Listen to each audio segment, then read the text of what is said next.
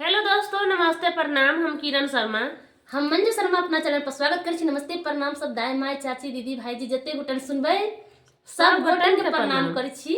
और हम दोनों देवरानी जेठानी बहुत प्यारा सा होली के गीत बना बजा रहल छी। अहाँ सब जरूर सुनब, कमेंट होली में नंदी महसूर रही है देवर सेहो सुनबे बहुत प्यारा जरूर गीत के लास्ट तक सुनब और कमेंट जरूर करब। देखे छे लाइट हमरा घर में जे घर में वीडियो बनबी छले वो घर में के लाइट खराब हो गया, तै के वजह से दोसर रूम में हम सब बना रहल छी वीडियो और कभी कभी सही से नहीं आब रहल छै तो बहुत परेशानी भ जाए। लेकिन अहाँ सबके प्यार आशीर्वाद रहते तो परेशानियों हल्के नहीं बुझेते।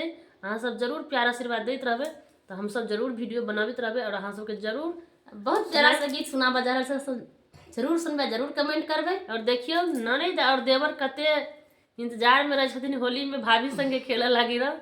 अहाँ सब जरूर सुनो और जरूर कमेंट करके बताए। रंगा घोरू ना है